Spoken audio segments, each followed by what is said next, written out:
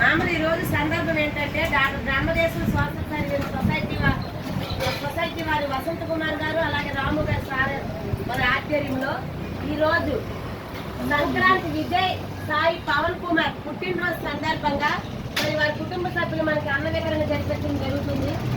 సంక్రాంతి విజయ్ సాయి పవన్ కుమార్ గారికి గట్టిగా happy birthday చెప్పండి.